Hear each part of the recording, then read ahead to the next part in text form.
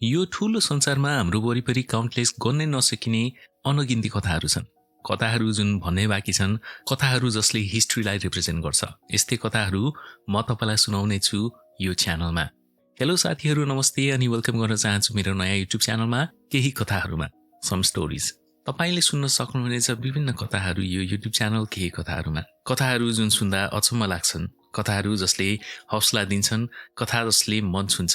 यस्तै थरीका इन्ट्रेस्टिङ कथाहरू लिएर आउनेछु यो च्यानलमा।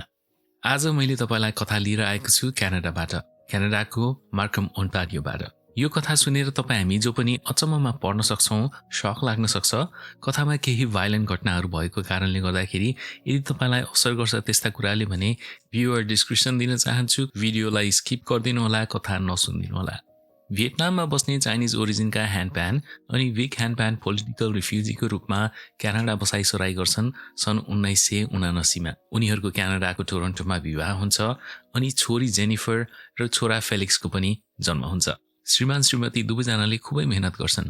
ओन्टारियोको अरोरामा म्याग्ना इन्टरनेसनल भन्ने अटो पार्ट्स बनाउने कम्पनीमा दुवैजना काम गर्छन्। ह्यान एउटा टुल र डाई मेकरको काम गर्छन् भने उनको श्रीमती विकले कारको पार्ट्सहरू बनाउने काम गर्छिन् त्यही कम्पनीमा। क्यानाडामा बसाइसरेको लगभग 24 वर्षपछि आफ्नो मेहनतको कारणले यो कपलले फाइनेन्सियली स्टेबल भएर एउटा घर पनि लिन्छन् मार्कम ओन्टारियोमा सन् 2004 मा। सबै पेरेन्ट्सले आफ्नो बच्चापछि सफल हुन् भनेर सोच्छन्। उनीहरू जे गर्न पनि तयार हुन्छन् त्यसको लागि। प्यान फ्यामिलीको पनि सोचाइ त्यस्तै थियो। उनीहरूको बच्चापछि फेलिक्स र जेनिफर सफल हुन् भनेर उनीहरू कडा मेहनत गर्थे। फेलिक्स मेकानिकल इन्जिनियर पढिरहेको हुन्छन् एउटा प्रेस्टिजियस युनिभर्सिटीमा। ह्यान्डप्यानको एउटा सपना हुन्छ कि फेलिक्स एउटा कार डिजाइन गर्ने मेकानिकल इन्जिनियर बनुन् भनेर, उनको जस्तो एसेम्बली गर्ने होइन। त्यसैगरी छोरी जेनिफरको लागि ह्यान्डप्यानले आफ्नो छोरी डाक्टर भएको सपना देख्छन्। जेनिफर पनि बच्चैदेखि मल्टी ट्यालेन्टेड हुन्छ। स्केटिङ, पियानो र पढाइमा निकै राम्रो छ उसको सपना ओलम्पिक स्केटमा भाग लिने हुन्छ। पियानोमा जेनिफरले विभिन्न अवार्ड जितिसकेको हुन्छ। त्यति मात्र नभएर पढाइमा त झन् जेनिफरको स्ट्रेट ए आइरहेको हुन्छ।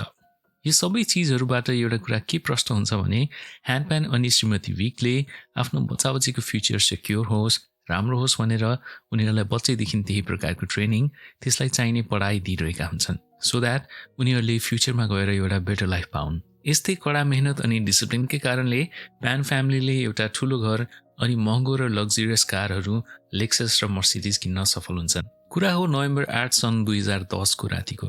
शान्तपूर्ण वातावरण भएको प्यान फ्यामिलीको घरमा जेनिफरले सडनली आफ्नो रुमको ढोका बाहिर केही फुट स्टेप्सको आवाज सुन्छन्। त्यो हिँडाइको आवाज जुन जेनिफरलाई फ्यामिलियर लाग्दैन।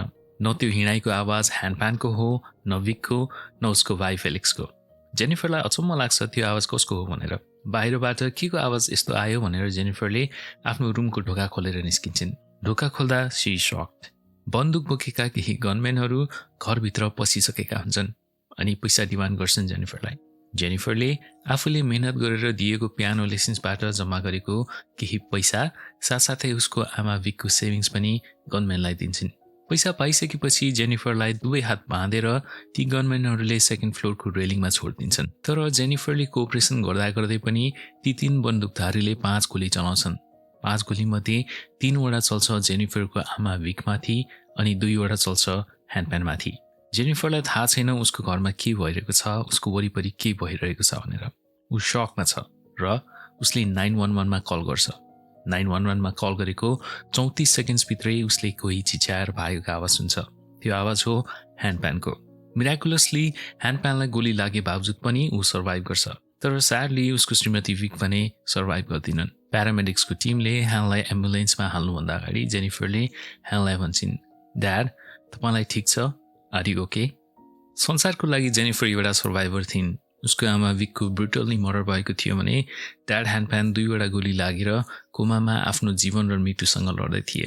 ह्यान्डप्यानको फ्यामिलीलाई उनीहरूसँग भएको जुन लग्जरियस कारहरू थियो त्यसले गर्दा चोरहरूले प्यान फ्यामिलीलाई अट्याक गरेको हो कि भनेर धेरैले शङ्का गर्छन्। सेक्युरिटी फुटेजमा त्यस्तै देखिन्छ।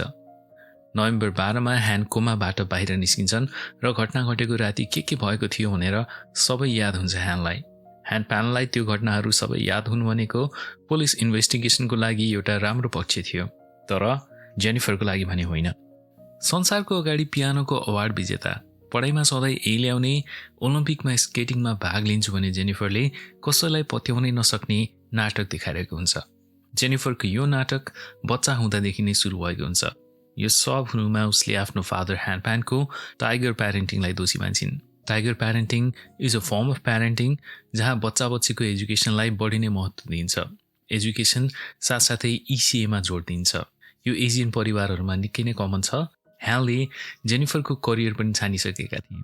जेनिफरले बच्चा बेलामै पढाइमा राम्रो नम्बर ल्याए पनि ह्यालले उनलाई हौसला दिनुको सट्टा अझ मेहनत गर्न भन्थे। यो प्रेसरले जेनिफरलाई 2 वटा लाइफ बिताउनको लागि बाध्य बनाएको थियो। पियानो बजाउने जेनिफरको अर्को रूप थियो पढाइमा उसको ए आएको थिएन। घरमा हुने कडा डिसिप्लिन अनि अनुशासनले गर्दा होला हुर्किने क्रममा जेनिफरमा विद्रोह पनि बढिरहेको हुन्छ। जेनिफरले आफ्नो घरमा रायर्सन युनिभर्सिटीमा फार्मेसी पढिरहेको छु भनेर झुटो खबर दिएको हुन्छ। तर ट्रुथ भने अर्कै हुन्छ। न उसको पढाइमा ए आउने गरेको हुन्छ, न जेनिफर त्यो युनिभर्सिटीको स्टुडेन्ट नै हुन्छ। घरबाट बिहान जहिले युनिभर्सिटीको लागि म हिँडेँ भनेर उनी घरबाट बाहिर निस्किन्थिन् र घन्टौसम्म हराउने गर्थिन्। अनि डेट गर्थिन् हाफ चाइनिज अनि हाफ फिलिपिनो ओरिजिन भएका part time drug dealer Daniel वाङलाई। जेनिफरले धेरै नै झुटो बोल्ने गर्थिन्। झुटो बोल्दा बोल्दा उसले आफूले झुटो बोलेको कुरा नि साँचो हो भन्ने उसलाई भान भइसकेको हुन्छ। उसले एउटा कुरा लुकाउनको लागि अर्को झुटो कहानी अनि त्यसलाई लुकाउन फेरि अर्को झुटो बोलेर आफूले आफैमा प्रेसर थपिरहेको हुन्छ, स्ट्रेस भइरहेको हुन्छ। एक दिन युनिभर्सिटी जाने क्रममा जेनिफरको आमा विकले जेनिफरलाई तिमी किन स्ट्रेस देखिन्छौ, तिमीलाई के भएको छ भनेर सोद्धाखेरि जेनिफरले मौकाको फाइदा उठाएर भन्छन् घरबाट युनिभर्सिटी जाँदा र आउँदाखेरि धेरै टाइम जाने भएकोले मलाई स्ट्रेस भइरहेको छ र त्यसमाथि मैले पार्ट टाइम पनि काम गर्नुपर्ने भएकोले मलाई स्ट्रेस भइरहेको छ भनेर भन्छन्। अनि जेनिफरले विकलाई एउटा प्रपोजल राख्छिन्। टोरन्टोमा टोपाज भन्ने आफ्नो साथीकोमा मन्डेदेखि वेनेसडेसम्म बसेर त्यतिबाट युनिभर्सिटी जाने। यस्तो गर्दाखेरि उसको घरदेखि त्यहाँसम्म जाने ट्राभल टाइम बचत हुन्छ र उसलाई कम स्ट्रेस हुन्छ भनेर। सत्य के हो भन्ने थाहा नभएको विकले ह्यानलाई जेनिफरको प्रस्ताव लिएर जान्छन् र आफ्नो छोरीको लागि भनेर ह्यान पनि राजी हुन्छन्। टोरन्टोमा मन्डे टु वेनेसडे जेनिफर टोपाजको अपार्टमेन्टमा नबसिकन बस्छिन् ड्यानियल आफ्नो बोयफ्रेन्डसँग।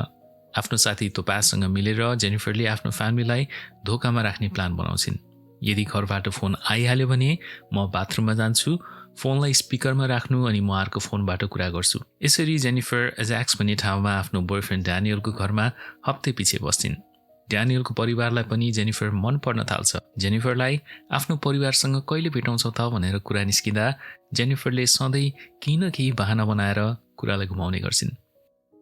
आफ्नो स्कुलबाट अस्ट्रिया ट्रिप जाँदाखेरि जेनिफर ड्यानियल वाङसँग नजिकिन पुगेकी हुन्छन्।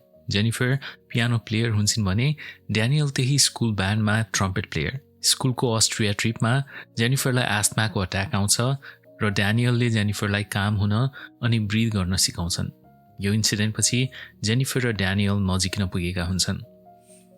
ड्यानियलको आमा बुवाले जेनिफरलाई ड्यानियलको लागि एउटा आइडियल पार्टनरको रूपमा स्वीकार गरिसकेका हुन्छन्। जेनिफरलाई भेटेपछि ड्यानियलले पार्ट टाइम ड्रग डिलिङ काम छाडेर पिज्जा बनाउने ठाउँमा काम सुरु गरिसकेका हुन्छन्। त्यसपछि त्यही प्रमोट भएर किचन स्टाफ बनिसकेका हुन्छन्। ड्यानियलको घरमा बेलुकाको डिनर जेनिफरको घरमा भन्दा निकै फरक हुन्छ। जेनिफर वाङ परिवारकै एउटा मेम्बर जस्तै बनिसकेको हुन्छ।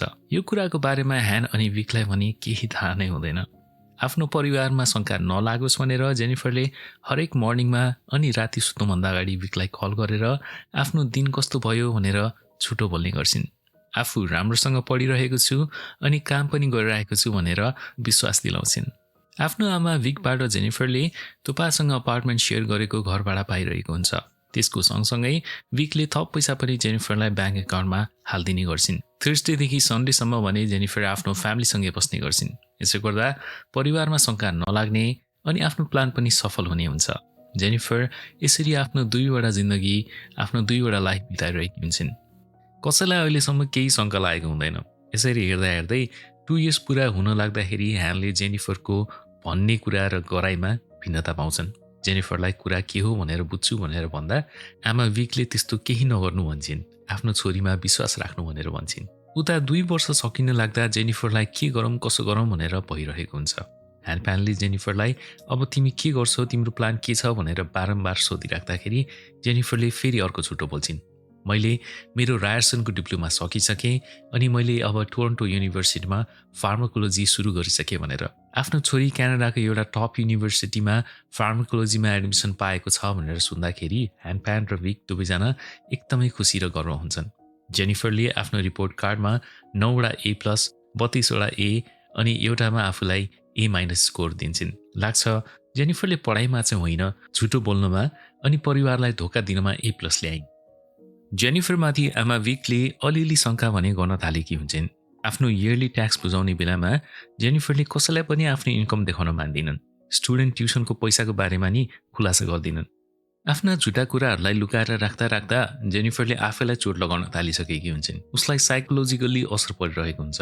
आफूले आफैलाई चोट पुर्याएकोमा उसलाई मजा आउन थालिसकेको हुन्छ। जेनिफरका हातहरूमा ब्लेड र चक्कुले काटिएका डामहरू हुन्छन्। त्यसैले उसले लामो स्लिभ लगाएर बस्ने गरेको हुन्छ। जेनिफरको ग्रेजुएसन नजिकै गर्दा ह्यानले जेनिफरलाई आफ्नो ग्रेजुएसनको टिकट्स दिनको लागि आग्रह गर्छन्। जेनिफरले टिकट्स धेरै महँगो भएको र दुईटा एफोर्ड गर्न नसक्ने भएकोले आफ्नो टिकट अर्को साथीलाई दिएँ भनेर अर्को झुटो बोल्छिन्। ह्यानले आफ्नो छोरीको यो कुरा पनि पत्याउँछन्। आफ्नो छोरीको ग्रेजुएसनमा जान नपाए पनि ह्यानले जेनिफर फार्मेसीमा सक्सेसफुल भएको हेर्न चाहन्छन्।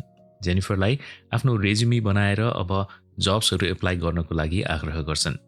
जेनिफरको रेज्युमीमा ह्यानले एउटा कुरा भने नोटिस गर्दैनन्। जेनिफरको रेज्युमीमा रायर्सन युनिभर्सिटीको पढाइ लिस्ट नै गरिएको हुँदैन। जेनिफरले वालमार्टको एउटा इन्टरभ्यू बाहेक काम खोज्ने सिलसिलामा धेरै ठाउँमा एप्लाई गर्दा पनि केही रेस्पोन्स पाउँदैनन् र फेरि अर्को झुटो बोल्छिन्।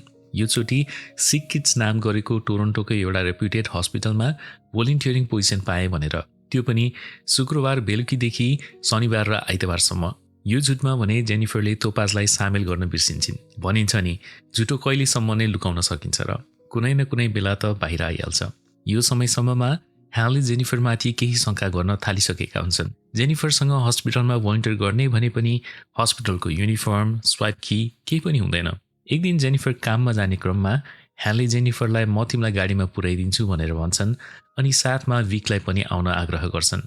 जेनिफरलाई लाग्छ उसको सबै झुटा कुराहरूको अब खुलासा हुन्छ भनेर। लकीली हस्पिटलको इमर्जेन्सी ढोकाबाट जेनिफर भित्र छिर्छिन्। त्यो दिन जेनिफरले हस्पिटलको इमर्जेन्सी रुममै घन्टौँ बिताउँछिन्। विकले भोलिपल्ट बिहानै तोपाजलाई जेनिफरसँग कुरा गर्नको लागि भनेर फोन गर्छिन्। तर तोपाजलाई भने जेनिफरले आफू विकेन्डमा पनि त्यतै बस्छु भनेर आफ्नो फ्यामिलीलाई झुटो बोलेको भन्ने कुरा भनेकी हुँदैनन्। तोपाजले जेनिफर त यहाँ छैन भन्दाखेरि विक आगो आगो हुन्छन्। जेनिफरलाई कल गरेर तुरन्तै घर आउनको लागि आदेश दिन्छन्।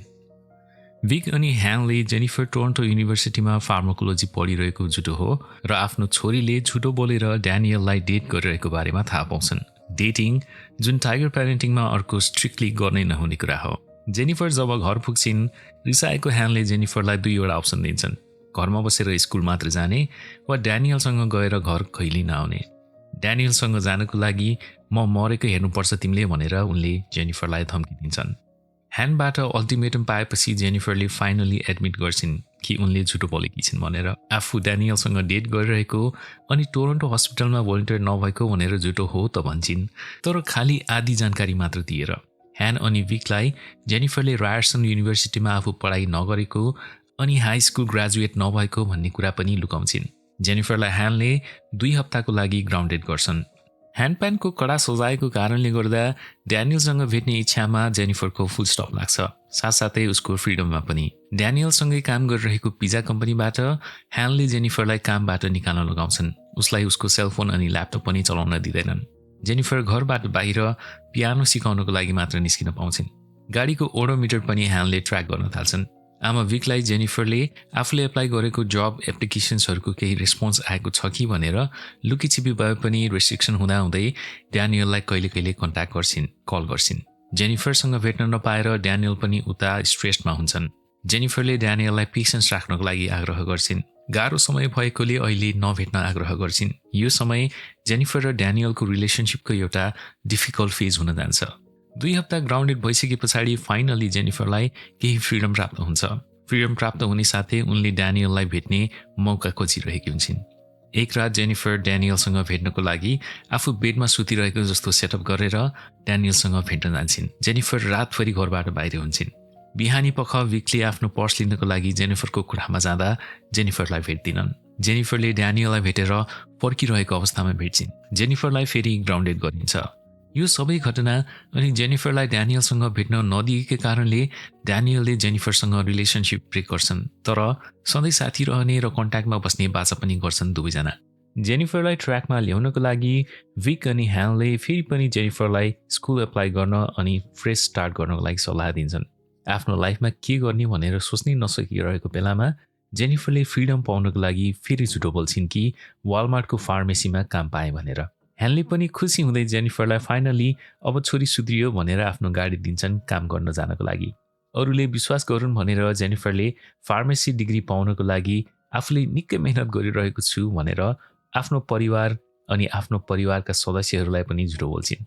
2 हप्तासम्म पनि जेनिफरको युनिफर्म अनि स्वाइप कार्ड नदेखेपछि ह्यानले फेरि शङ्का गर्न थाल्छन्। जेनिफरलाई ह्यानले आफ्नो पे स्लिप देखाउनको लागि आग्रह गर्छन्। जेनिफरले एउटा नक्कली पे स्लिप बनाएर ह्यानलाई देखाउन त सफल हुन्छन्, तर ह्यानले ब्याङ्क स्टेटमेन्टमा जेनिफरलाई पे स्लिपको ट्रान्ज्याक्सन म्याच गर्नको लागि भनेर भन्छन्। जेनिफरलाई फोर्स गर्छन्, जुन जेनिफरले देखाउन सक्दिनन्। फेरि पनि आफ्नो छोरीले झुटो बोलिरहेको छ भनेर ह्यानले थाहा पाउँछन्। जेनिफरलाई फेरि हाउस अरेस्टमा राखिन्छ। जसोतसो गरेर जेनिफरले ड्यानियलसँग कन्ट्याक्ट गर्न सफल हुन्छन्। यो चोटि उनीहरूले सबै आफ्नो हातमा लिने निर्णय गर्छन्। एउटा इभिल प्लानको त्यहाँ जन्म हुन्छ। प्लानको मुताबिक उनीहरूले ह्यान र विकलाई मार्नको लागि गनम्यान हायर गर्छन्। ह्यान अनि विकको मृत्यु पश्चात जेनिफरले एउटा लम्सम अमाउन्ट $500,000 प्राप्त गर्न सक्छिन्।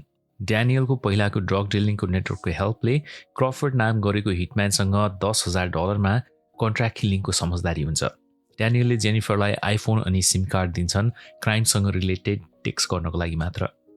त्यो रातको ठुलो घटना हुनुभन्दा अगाडि थुप्रै मेसेजेसहरूको आदान प्रदान हुन्छ, जसमध्ये एउटा मेसेजमा लेखिएको हुन्छ, I did everything and line it all up for you. मैले सबै कुरा गरिदिइसकेँ, तिम्रो लागि सबै रेडी भइसक्यो। सदा चाहिँ त्यो राति विक आफ्नो डान्स लेसन सकेर आएकी हुन्छन्। फेलिक्स घर बाहिर म्याकमास्टर युनिभर्सिटीमा पढिरहेको हुन्छ भने ह्यान भियतनामिज न्युज पढिरहेका हुन्छन्। जेनिफरले अगाडिको ढोका खुल्लै राख्छिन् अनि आमा विकलाई गुड नाइट भन्छन्।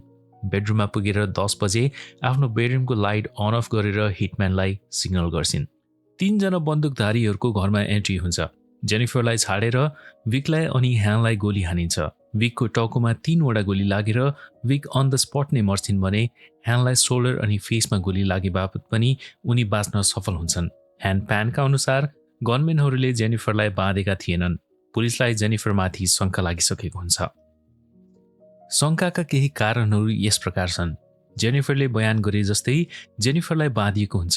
जेनिफरलाई सबै डिटेल थाहा थियो। त्यसैगरी 911मा बाँधिएका हातबाट कसरी कल गर्न सकियो, जुन नर्मल मान्छेको लागि एकदमै गाह्रो कुरा हो।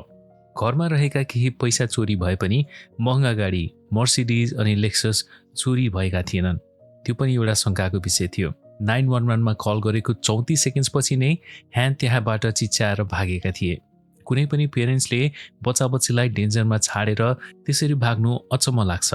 अर्को शङ्का लाग्ने विषय भनेको घरको ढोकामा कुनै प्रकारको पनि ड्यामेज वा फोर्स्ड एन्ट्री देखिएको थिएन, जसको मतलब कसैले ढोका खुल्लै राखेको हुनुपर्छ भित्रबाट। जेनिफरले पुलिस अनुसन्धानको क्रममा एउटा गनम्यानलाई जेन्टलम्यान भनेर पनि सम्बोधन गर्छिन्। यो सबै कुराले जेनिफरप्रति पुलिसको शङ्का स्पष्ट हुन्छ। ह्यान्डप्यानको बयानपछि त झन् जेनिफरलाई अन द स्पट नै समातिन्छ। जेनिफरले इन्टरोगेसनको दौरानमा एडमिट गर्छन् कि मर्डरको प्लान भएको थियो भनेर, तर त्यो प्लान आफ्नो पेरेन्ट्सको लागि नभएर आफ्नो मर्डरको बारेमा प्लान गरेको, आफ्नो सुसाइडको बारेमा प्लान गरेको भनेर लास्ट मिनेटमा क्यान्सल गर्दा हिटम्यानहरूलाई पैसा दिन नसकेको भन्छन्। हिटम्यानले त्यही पैसा लिनका लागि ह्यान अनि विकको मर्डर गरेको बताउँछिन्। जेनिफरलाई सन् 2015 जनवरी 23मा लाइफ सेन्टेन्सको सजाय सुनाइन्छ। उनलाई नन कम्युनिकेसन अर्डर पनि जारी गरिन्छ, जसको मतलब उनले आफ्नो परिवार साथसाथै आफ्नो प्रेमी ड्यानियल वङसँग कहिले पनि कुरा गर्न पाउँदैनन्। ड्यानियललाई जेनिफरले आफ्नो लास्ट लेटरमा के लेख्छिन् भन्दा, लभ अलवेज, सधैँ माया। यो कथा सुनेर तपाईँ हामीलाई अचम्म लाग्यो होला। यो एउटा लभ भर्सेस फ्यामिली, माया भर्सेस आफ्नो परिवार वा टाइगर प्यारेन्टिङ अथवा स्ट्रिक्ट प्यारेन्टिङको असर पनि हुनसक्छ। साथसाथै जे जेनिफरले गरिन् त्यो उनको चोइस थियो। भाइलेन्स प्रब्लमको सोल्युसन हुन सक्दैन, मर्डरलाई कहिले पनि जस्टिफाई गर्न सकिँदैन। के जेनिफर गलत थिइन्? एउटा वाइजर सोल्युसन अथवा चोइस के हुन सक्थ्यो त? कमेन्ट सेक्सनमा कमेन्ट गरिदिनु होला। हजुर साथीहरू, आजको केही कथाहरूको एपिसोडको हामी अन्त्यमा आइसकेका छौँ। थ्याङ्क यू सो मच सुनेर साथ दिनुभएकोमा। तपाईँलाई जेनिफर प्यानको यो स्टोरी अझ डिटेलमा सुन्नु मन लाग्छ, अझ गहिराइमा गएर बुझ्न मन लाग्छ भने जेरेमी ग्रिमाल्डी भन्ने एउटा अथरले अ डटर्स डेडली डिसेप्सन भन्ने किताब लेखेका छन्। त्यसको लिङ्क म तल डिस्क्रिप्सनमा दिनेछु। साथसाथै नेटफ्लिक्सले पनि एउटा डकुमेन्ट्री हालसालै रिलिज गरेको छ।